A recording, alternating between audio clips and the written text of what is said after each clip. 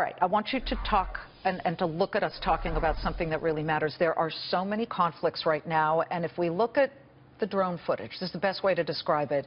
This is the destruction in Aleppo, Syria, over the past couple of years. So much destruction and violence around the world. Who is going to pay the bill to rebuild that city as Aleppo continues to be a conflict region, and we see Russia sticking up for the very man who is in most part responsible for that, Bashar al-Assad? Well, the answer is the International Monetary Fund. That's what they do.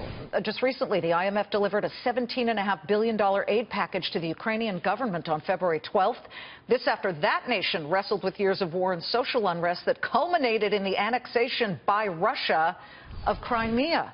Former International Monetary Fund John Lipsky is with us now. And John, forgive me if we interrupt. It'll only mean that the NATO General Secretary has arrived at the White House, and then we'll come back to you. But in the meantime, the IMF appears to right now have a lot on its plate. Does it have enough money to clear that plate?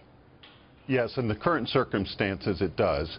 And if you remember back to 2008, 2009, and the pivotal G20 Leaders Summit in April 2009 in London, where they mobilized $1 trillion in new funding for the IMF, there are ways, if cash were needed, it can be obtained. Let's talk That's about not the issue. Let's talk about where the cash comes from. It comes from the United States and many other countries that pay in to help out these regions afterward. But we can show the Aleppo video again. It's that. It's what happened in the wake of the chemical attacks. It's all the regions that have been decimated there, where Tragic, you've got to convince everybody who pays into that general account at the IMF that this won't be good money getting thrown after bad. Yes, of course.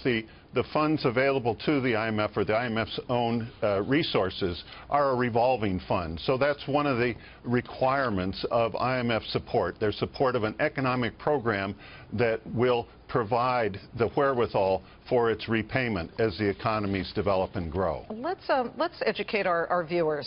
China. The president just met with Xi Jinping, the president of China. Does China pay into the IMF? Well, the IMF, all members participate in what's called a quota that produces, let's call it a basket of resources, the general resource account of the IMF. Everyone pays in according to their economic weight. So the U.S. has put in 17%, more or less. China now, with their increase in quota, a bit over 6%. But this is a one-time only operation. There are subsidiary supplementary funds available to the IMF, but the United States has decided not to participate in the last two rounds of fundraising for the IMF. So in that sense, the U.S. is not paying the full weight of its membership. Well, that's got to be on President Obama, right? Do you foresee anything changing under President Trump, who obviously has been digging in his heels on NATO, saying, why are we paying so much, and a lot of others aren't holding up to what they're supposed to be doing? Right. The funding I was referring to, the supplemental funding, is a kind of a standby reserve that is drawn on only in the case of need. And this certainly could be reversed, and could be reversed quickly, but requires not just a presidential decision, but also congressional approval. Well, Christine Lagarde obviously has quite a bit that she has to deal with at this point, along with trying to prop up the economies of the world.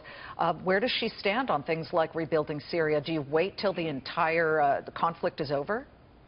Well, it depends on the circumstances, but it has to be in a situation in which there is a working government, in which the government is able to apply policies, that those policies provide the likelihood of success. Former IMF Chief John Lipsky, thank you so much. And by the way, we don't have to guess what Christine Lagarde thinks this Friday.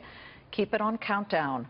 My exclusive interview with the current managing director of the International Monetary Fund, Christine Lagarde. I'll be getting her thoughts on that, plus President Trump, and how the new waves of populism across the globe, particularly in France, in Europe, will impact global growth. You won't want to miss it.